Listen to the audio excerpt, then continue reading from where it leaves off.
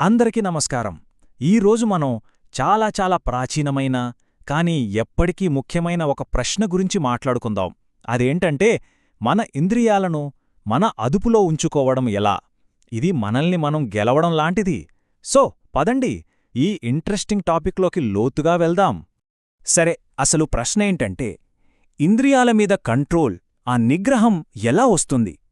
ఇది ఏదో పెద్ద ఫిలాసఫీ లాంటి ప్రశ్న కాదు. మన జీవితాన్ని నిజంగా మార్చగల శక్తి ఉన్న ప్రశ్న ఇది. దీన్ని అర్థం చేసుకోవడానికి ముందుగా మనం ప్రకృతి వైపు చూద్దాం. కొన్ని జీవులున్నాయి, వాటికి కేవలం ఒకే ఒక్క ఇంద్రియంపై అదుపు లేకపోవడం వల్ల అవి ఎలా నాశనమైపోతాయో కొన్ని పవర్ఫుల్ ఉదాహరణలతో చూద్దాం. మొదటగా చేపనే తీసుకుందాం.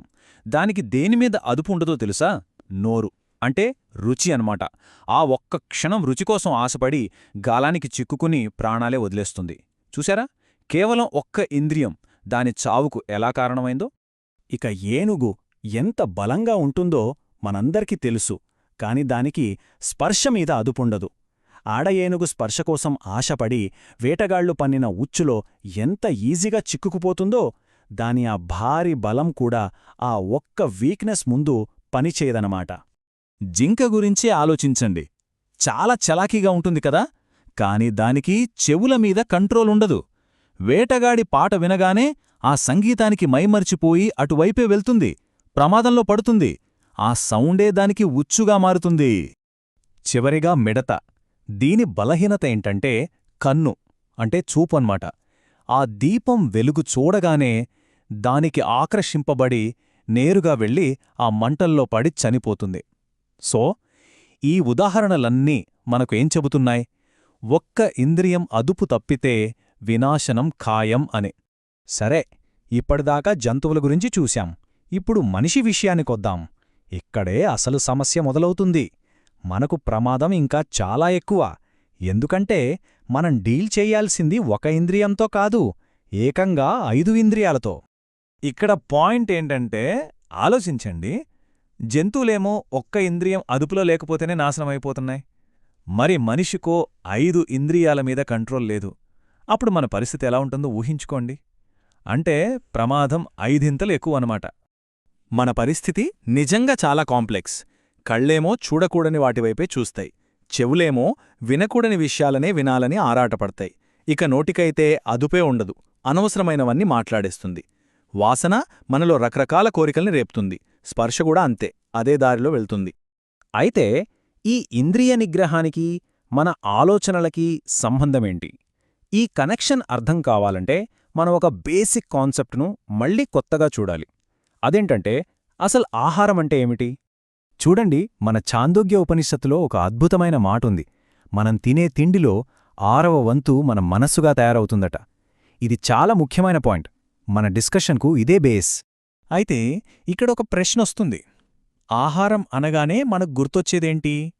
నోటితో తినేది, అంతేనా? కాని నిజంగా ఫుడ్ అంటే అంతేనా? ఒక్కసారి ఆలోచించండి. ఇక్కడే మనం ఈ ఐడియాను పెద్దదిగా చూడాలి. ఆహారమంటే కేవలం నోటితో తీసుకునేది మాత్రమే కాదు. మనం కళ్లతో చూసేది, చెవులతో వినేది, ముక్కుతో పీల్చే వాసన, చర్మంతో ఫీలయ్యే స్పర్శ, ఇవన్నీ కూడా ఆహారమే. ఎందుకంటే ఈ 5 ఇంద్రియాల ద్వారా లోపలికి వెళ్లే ప్రతీదీ మన మనసును తయారుచేస్తుంది. రైట్. ఇప్పుడు ఈ పాయింట్స్ అన్నింటినీ కనెక్ట్ చేద్దాం. అంటే మనం ఇంద్రియాల ద్వారా తీసుకునే ఈ ఆహారానికి మన మెంటల్ స్టేట్కి మధ్య డైరెక్ట్ లింక్ ఏంటో ఇప్పుడు చూద్దాం. ఇది ఒక చైన్ రియాక్షన్ లాంటిది. చూడండి, ఫస్ట్ మనకు ఇంద్రియాల మీద కంట్రోల్ ఉండదు. అప్పుడు మనం చెడు ఆహారాన్ని, అంటే కళ్లతో చెడును చూడ్డం, చెవులతో చెడును వినడం వంటివి చేస్తాం. ఆ చెడు ఆహారం మన మనసును పాడుచేస్తుంది. ఇక పాడైపోయిన మనసుతో మంచిగా ఆలోచించమంటే ఎలా ఆలోచిస్తాం? మంచి పనులు చేయమంటే ఎలా చేస్తాం? ఇంపాసిబుల్. సరే, ఇదంతా ఒక వ్యక్తికి సంబంధించింది. కానీ ఈ సమస్య ఒక వ్యక్తి నుండి మొత్తం సమాజానికి ఎలా పాకుతుందో చూద్దాం. దీనివల్ల సొసైటీ మీద ఎలాంటి ప్రభావం పడుతుందో అర్థం చేసుకుందాం. అసలు సమస్య ఎక్కడ ఉందంటే మన మొత్తం శరీరం, మన మనస్సు అన్నీ కూడా చెడు, అనైతికమైన, అధర్మమైన ఫుడ్డుతో నిండిపోతున్నాయి. ఇక్కడ ఫుడ్ అంటే మన 5 ఇంద్రియాల ద్వారా తీసుకునేదే. సో చివరిగా ఒక ప్రశ్నతో ముగిద్దాం. మన సమాజం దారి తప్పుతోంది. మనుషులు చెడిపోతున్నారు అని మనకు అనిపిస్తే దానికసలు కారణం ఇదేనేమో? అంటే వ్యక్తిగత స్థాయిలో ఇంద్రియ నిగ్రహం లేకపోవడం, దానివల్ల మనం తీసుకునే ఆహారం విషపూరితమవ్వడమే కారణమా? ఒక్కసారి దీని గురించి లోతుగా ఆలోచించండి.